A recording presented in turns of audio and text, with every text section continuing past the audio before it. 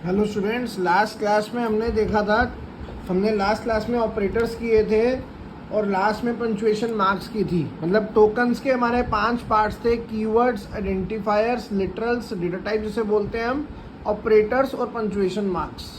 इसके बाद जो आज हम स्टार्ट करने जा रहे हैं, how to write a program in C. सबसे बेसिक प्रोग्राम से स्टार्ट करेंगे टिल एडवांस प्रोग्राम तक जाएंगे। तो आपको मेरे साथ जुड़े रहना है, ठीक है। आपको क्या करना है, वीडियो को सब्सक्राइब करना है, लाइक करना है, शेयर करना है, ठीक है। मैं बिल्कुल बेसिक प्रोग्राम से स्टार्ट करता हूँ। यहाँ पर सबसे पहले जब भी हम सी का प्रोग्राम करते हैं तो हमारे पास क्या आती है, हेडर फाइल आती है, #include stdio.h। इसके बाद मैंने यहाँ पर क्या यूज़ करी, conio.h। डिपेंड करता है हमें कोनियो लगानी है या नहीं लगानी। आप नहीं भी लगाओगे तब भी कोई दिक्कत नहीं है, ठीक है। अगर मैंने यहाँ पर कोनियो लगाई है तो मैंने यहाँ पर प्रोग्राम स्टार्ट करा वॉइड मेन से। हम करने को इंट मेन से भी कर सकते हैं। मैं आपको अभी कॉन्सेप्ट समझाऊंगा कि वॉइड मेन और गेट ch क्यों लगाते हैं और इंट मेन या रिटर्न 0 का कॉम्बिनेशन क्या होता है। तो आपको जो बिगनर्स हैं, जो मेरे साथ स्टार्टिंग कर रहे हैं प्रोग्राम की, वो बिल्कुल बेसिक से स्टार्ट करें।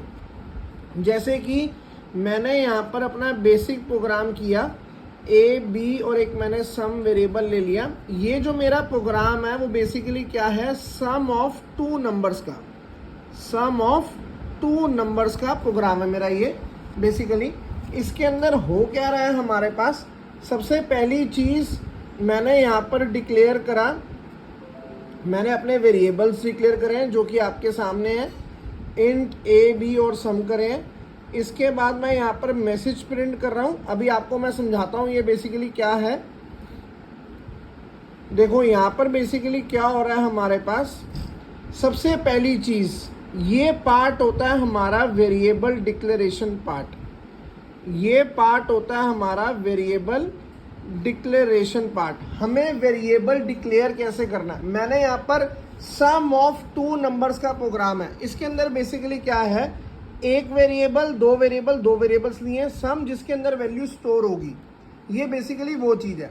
तो देखो सबसे पहली चीज़, जब भी हमारा मेन प्रोग्राम स्टार्ट होता है हमें वेरिएबल डिक्लेयर करने होते हैं। मैंने यहाँ पर सम ऑफ टू नंबर्स का प्रोग्राम है, तो आप कितने वेरिएबल्स लोगे, ए और बी और एक सम जिसके अंदर वैल्यू स्टोर होगी। जो मैंने यहाँ पर सबसे ऊपर लिखी हुई है इन्हें हम बोलते हैं हेडर फाइल्स। इन्हें हम क्या बोलते हैं, हेडर फाइल्स। अब हेडर फाइल्स यूज क्यों करते हैं हम सी में, ये भी मैं आपको बताऊंगा। आप सिर्फ देखते जाओ वीडियो, मेरे साथ जुड़े रहो। देखो printf enter the value of A and B, जो चीज मैंने यहाँ printf में लिखी है डबल कोड्स में, ये हमारी आउटपुट पे शो करेगा हमें, जो हमारी ब्लैक स्क्रीन आती है जिसे हम कंसोल बोलते हैं। अगर हम टर्बो C++ चला रहे हैं तो हम जब कंसोल पे आते हैं, जब आउटपुट पे आते हैं, तो वहां पर लिखा हुआ आएगा ऐसे करके, enter the value of A and B, enter the value of A and B. तो यहाँ पर क्या है, हमें दो वैल्यूज एंटर करनी होगी। मैंने आपको पिछली क्लास में बताया था, डेटा टाइप्स में इंट को डिनोट करते हैं %d से, इंट को डिनोट करते हैं %d से। यहाँ पर दो वेरिएबल्स हैं तो आप 2 बार %d लोगे। और स्कैनएफ का मतलब होता है रीड करने के लिए, प्रिंटएफ होता है स्क्रीन पे आउटपुट डिस्प्ले के लिए, स्कैनएफ होता है हमारा रीड करने के लिए। और जो यहाँ पर मैंने %d लिखा है, फिर कॉमा लिखा है, address A comma address B, ये जो चीज है मेरी, यहाँ पर मैंने एड्रेस लिखा हुआ है, एड्रेस ए एड्रेस बी का मतलब ये है, हमें यहाँ पर ए की और बी की वैल्यू हमें नहीं पता, हम क्या डालेंगे यहाँ पर वैल्यू। तो हमें यूजर से जो वैल्यू लेनी है, जब भी हम, जो ये वाला %d है वो इस एड्रेस पे स्टोर है, जो ये वाला %d है वो इस एड्रेस पे स्टोर है, मतलब एड्रेस ए और कॉमा एड्रेस बी। बात समझ आ रही है।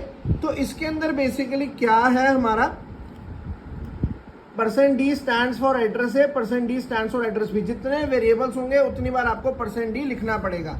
इसके बाद निकालना क्या हमें निकालना है यहाँ पर सम ऑफ टू नंबर्स। तो sum equal to a plus B, हमने यहाँ sum equal to a plus B, जो मेरे दो वेरिएबल्स थे मैंने वो ले लिए। इसके बाद क्या करना है, हमने नॉर्मल अपने सम वाला लॉजिक लगा दिया। अब इसके बाद मैंने कोई मैसेज प्रिंट करना है तो मैं कैसे करूँगा, sum is %d comma sum, sum is %d। %d का मतलब ये है एक ही वेरिएबल स्टोर हो रहा है, उस वेरिएबल का नाम क्या है, सम, तो यहाँ पर एक ही बार %d आएगा। और कॉमा सम, यहाँ पर कॉमा एड्रेस सम मत कर देना, गार्बेज वैल्यू आ जाएगी। गार्बेज वैल्यू, जंक वैल्यू वो होती है जो बाय डिफॉल्ट रिसाइकल बिन जैसे हमारा होता है ना, ऐसे कुछ वैल्यू ऐसी होती है जो बाय डिफॉल्ट आ जाती है। तो उन चीज को हटाने के लिए हम यहाँ कॉमा सम नॉर्मल लिखोगे। मैंने यहाँ पर वॉइड मेन लिया था तो मैं यहाँ पर गेट ch लूंगा और उसके बाद करली बेसिस से बंद कर दूंगा अपने प्रोग्राम को। तो हमें यहाँ पर क्या करना है, वॉइड मेन नॉर्मल, यहाँ से मेरा मेन प्रोग्राम स्टार्ट होगा। इंट ए बी सम, सम मेरा वेरिएबल है, वेरिएबल के नाम आप कुछ भी ले सकते हो। इसके बाद printf scanf हमने करा, sum equal to a plus B, ये स्टेप बाय स्टेप है। सबसे पहले वेरिएबल डिक्लेयर हो गया, इसके बाद आपने वैल्यू एंटर कर दी, इसके बाद आपने यहाँ पर अपना लॉजिक लगाया, उसके बाद आपने उसको सम को वेरिएबल को प्रिंट कर दिया। अब यहाँ पर जब आउटपुट पे हम बात करेंगे, enter the value of A and B, हमने यहाँ पर दो वैल्यू एंटर करनी है। मैंने यहाँ डाली 10 और 20, तो सम कैसे लिखा हुआ आएगा, लिखा आएगा सम इज 30। बात समझ आ रही है? ये आउटपुट स्क्रीन की बात कर रहा हूं मैं। आउटपुट स्क्रीन मतलब कंसोल की बात कर रहा हूं मैं, जो हमारा ब्लैक स्क्रीन पे आता है, जो हमारा किस पे आता है, ब्लैक स्क्रीन पे आता है। बात समझ आ रही है? देखो यहां पर लिखा हुआ है गेट ch। गेट ch का बेसिकली मतलब होता है टू होल्ड दी स्क्रीन, हमें स्क्रीन को होल्ड करवाती है। अगर मैंने ऊपर हेडर फाइल यूज करी है conio.h और stdio.h, पहले अभी मैंने आपको एक नॉर्मल सा प्रोग्राम समझाया सम ऑफ टू नंबर्स का। अब मैं आपको सबसे पहले ये समझाने जा रहा हूं stdio.h और conio.h हम हेडर फाइल यूज क्यों करते हैं, इसका क्या रीजन है, वो आप मेरे साथ देखो। यहां पर देखो इसका बेसिकली क्या यूज है हमारा। stdio.h हमारी बनी कैसे, हमारे पास दो चीजें हैं, stdi और stdo। std stands for standard, std stands for standard, stdi मतलब standard input, stdi मतलब stands for standard input और stdo stands for standard output। Input के लिए हम यूज करते हैं scanf। scanf मतलब रीड करने के लिए, जैसे मैंने पीछे दो वैल्यूज रीड करवाई थी। और आउटपुट होता है हमारा printf, डिस्प्ले कराने के लिए, जो कि स्क्रीन पे आपको मैसेज प्रिंट कर रहा था। scanf फॉर रीड, %d दो बार लिए थे ना, वो किस लिए लिए थे %d दो बार, क्योंकि हमें दो वैल्यूज इनपुट करवानी थी। तो scanf होता है रीड के लिए, printf होता है डिस्प्ले के लिए। तो जो मेरे printf और scanf मेरे लाइब्रेरी फंक्शन है, वो कहां पर स्टोर है, इस वाली हेडर फाइल में, स्टैंडर्ड इनपुट आउटपुट वाली हेडर फाइल में। इसके बाद बात करता हूं मैं, यहां पर आती है बात conio.h। क्या बात आती है, conio.h। conio का मतलब होता है कंसोल इनपुट आउटपुट। इसका मतलब क्या है, कंसोल इनपुट आउटपुट। कंसोल का मतलब होता है ब्लैक स्क्रीन, जो हमारी आउटपुट स्क्रीन आती है जब हम अपना कोड को रन करते हैं और आउटपुट पे लेके जाते हैं अपने कोड को, तो उसे बोलते हैं कंसोल। बात समझ आ रही है? तो कंसोल पे जो हमारी आउटपुट स्क्रीन है, इसका यूज किस किस के साथ है, इसका दो चीजों का यूज है। एक होता है CLR SCR, एक होता है हमारा गेट ch। एक होता है CLR SCR। CLR SCR stands for clear screen. Clear screen का बेसिकली मतलब क्या है, देखो यहां पर क्या है, इससे बोलते हैं hold the screen. Clear screen का मतलब क्या है, अगर मैंने हमारा ये वाला कोड, अगर मैंने यहां पर अपना ये वाला कोड को रन करा और मैंने यहां क्लियर स्क्रीन लगा दिया, CLR SCR, अगर मैं ये कोड को रन करता हूं और अगर मैंने CLR SCR नहीं लगाया हुआ, तो जब मैं दोबारा रन करूंगा ना, तो मेरी पिछली आउटपुट आपके सिस्टम में शो होगी। अगर आपको पिछली आउटपुट रिमूव करनी है तो आप क्लियर स्क्रीन लगाओगे, पर जब क्लियर स्क्रीन लगाओगे तो यहाँ पर वॉइड मेन और गेट ch और conio.h वाली हेडर फाइल होनी चाहिए। ये तीनों चारों चीजें होनी चाहिए, तभी वॉइड मेन वाला काम करेगा। क्योंकि वॉइड मेन का कॉम्बिनेशन है, conio के साथ भी है, क्लियर स्क्रीन के साथ भी है, गेट ch के साथ भी है। वॉइड का मतलब होता है एम्प्टी। एम्प्टी मतलब नो रिटर्न। नो रिटर्न मतलब कोई भी गार्बेज वैल्यू रिटर्न नहीं करेगा, जो प्रोग्राम में कर रहे हैं उसी को रिटर्न करेगा। बात समझ आ रही है? वॉइड मेन लिखो, या गेट सी एच वाला कॉम्बिनेशन लिखो या कोनियो। अगर कोनियो लिखोगे तो वॉइड मेन और गेट सी एच लिखना।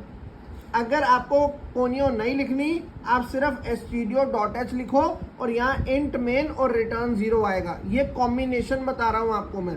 stdio.h लिखो, यहाँ इंट मेन या रिटर्न 0। आप प्रोग्राम रन करके भी देखना, आपको मैं भी क्लास में कराऊंगा अगली क्लास में। फिलहाल मैं आपको सिर्फ इतना सा बता रहा हूँ कि हमें अगर ये पूरा प्रोग्राम रन करना है तो इसमें कोई एरर नहीं आएगा। अगर आप यहाँ कोनियो लिखते हो और नीचे वॉइड मेन गेट से लिखते हो तो एरर आने के चांस होंगे, ठीक है, और एरर आएगा भी। आपको क्या लिखना है, कोनियो को रिमूव कर दो तो फिर stdio और यहाँ पर इंट मेन और रिटर्न 0, कोई दिक्कत नहीं है। बात समझ आ गई? कोई डाउट तो नहीं है इसके अंदर। ये हमारा बेसिक प्रोग्राम था सी का। हम यहाँ पर बेसिक प्रोग्राम में normal print F hello world भी डिस्प्ले कर सकते थे, पर जिस हिसाब से टाइम चल रहा है उसके हिसाब से आपको थोड़ा बहुत चेंज होना पड़ेगा। हम धीरे धीरे आगे एडवांस लेवल करते जाएंगे। अभी मैंने आज सबसे बेसिक प्रोग्राम कराया है, ठीक है। इसके बाद हम नेक्स्ट क्लास में आगे बेसिक प्रोग्राम ही मैं 4-5 कराऊंगा, उसके बाद फर्दर आगे चलेंगे हम, ठीक है। आपको क्या करना है, मेरी वीडियो को सब्सक्राइब कर दो, लाइक कर दो, शेयर कर दो, ठीक है। अपने सारे ग्रुप्स में पहुंचाओ, क्योंकि आपको स्टेप बाय स्टेप प्रोग्रामिंग समझ आने वाली है, ठीक है। बात समझ आ रही है? Thank you.